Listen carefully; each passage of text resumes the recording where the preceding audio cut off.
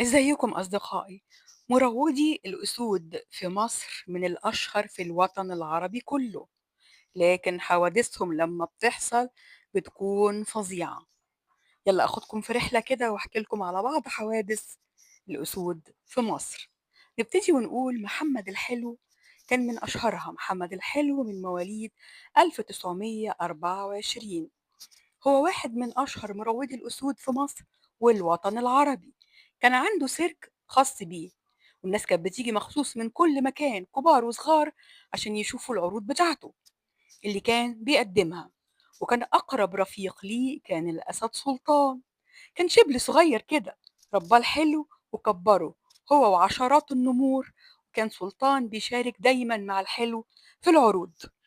وفي ليلة من ليالي السيرك سنة 1984، العرض كان ماشي طبيعي جدا والتصفيق كان عالي قوي. بعد ما خلص محمد الحلو لف عشان يحيي الجمهور زي عادته زي كل يوم، وفي ثانية واحدة كل حاجة اتقلبت. الأسد سلطان نط فجأة وغرز مخلبه في ظهر وكتف مدربه وعضه بأسنانه الحادة. الحلو وقع على الأرض، وسلطان وقع فوق منه وسط صريخ الجماهير. حالة من الذعر غير عادية، والأمن جري بسرعة، وابن محمد الحلو حاول يخلص أبوه بالكراسي الحديد. وبعد الصراع قدروا يعدوا الأسد، لكن الإصابة كانت قاتلة. انتقل محمد الحلو للمستشفى وفضل أيام هناك بيعاني لحد ما توفى للأسف. أما الأسد سلطان فمن اللحظة دي اتغيرت حياته إلى الأبد. انطوى على نفسه ورفض الأكل والشرب، وبقى في حالة اكتئاب شديدة. إدارة السيرك طبعا قررت تنقله لجنينة الحيوانات، لأنه ما بقاش ينفع لعروض السيرك خلاص، وما عادش ليه أمان. في الجنينة بقى استمر على إضرابه عن الطعام، فحاولوا يخرجوه من حالة الاكتئاب دي، فدخلوا ليه أنثى الأسد، بس هجم عليها بعنف وطردها ورجع لعزلته مرة تانية. العزلة طولت، بعدها كمان دخل في حالة من الجنون، وبدأ يعض نفسه بطريقة هستيرية. قطع ديله بسنانه وعض دراعه، نفس الدراع اللي أذى بيه مدربه محمد الحلو الله يرحمه. وفضل ينهش في جسمه حتة ورا حتة لغاية إصاباته ما بقت بالغة. وفي النهاية مات الأسد سلطان، تقريبا موت نفسه، انتحر. ومحمد الحلو زي ما يكون كان عارف ايه اللي هيحصل. قبل ما يموت وهو في المستشفى قال لهم وصيته محدش يقرب من الأسد سلطان ولا يقتله. للأسف كان بيفكر فيه برغم ان هو أذاه، لكن الاتنين كانوا قريبين من بعض وماتوا بنفس الطريقة المأساوية.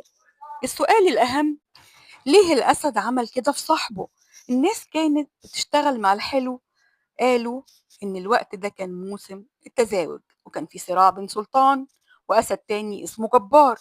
الاتنين كانوا بيتخانقوا على أنثى في السيرك، ومحمد الحلو دخل عشان يفض الخناقة بينهم. سلطان حس إن مدربه انحاز ضده وظلمه، فغضب وزعل وكتم في قلبه لغاية ما جت اللحظة المناسبة وانفجر في لحظة العرض. للأسف الموضوع ده اتكرر أكتر من مرة مع عيلة الحلو، للأسف مرة تانية سنة 2014 مع المدرب مدحت كوتة مدرب الأسود وأحد أبناء عيلة الحلو المشهورة. مدحت كوتة كان داخل القفص وبيقدم العرض بشكل طبيعي جدا، وفجأة حصلت مواجهة عنيفة بين أسد إفريقي وواحد تاني روسي.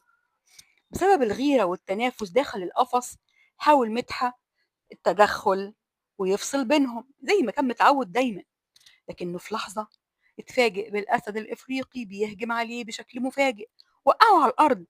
وفي مشهد مرعب انقضت عليه الأسود بشكل جماعي وسط صريخ الجمهور. في اللحظة الحرجة دي اقتحم المدرب عصام الحلم القفص وضرب أعيرة نارية في الهواء عشان يخوف الأسود، فاضطرت إنها تتراجع. وقدروا يخرجوا مدحت كوتة من القفص بأعجوبة، وراح المستشفى فورا. كانت إصابته خطيرة وبالغة، لكنه خضع للعلاج فترة طويلة لحد ما اتعالج وقدر يخف بمشيئة ربنا ورجع لحياته من جديد. بس الحادثة دي كانت واحدة من أكتر وأخطر الحوادث في تاريخ عيلة الحلو، وأكدت قد إيه التعامل مع الأسود دايما محفوف بالمخاطر والمخاطر مهما كانت الخبرة. بصراحة شغلانة صعبة جدا، لو ادوني ملايين الملايين لا يمكن بس حتى أفكر إن أنا يعني أشتغلها. بصراحة الناس دي متهورة جدا، لكن وجهة نظر. دي حكايتنا النهاردة، وأنا أختكم همسة ودي قناتي، من فضلكم ادعموني باللايك والاشتراك في القناة. شكرا جزيلا.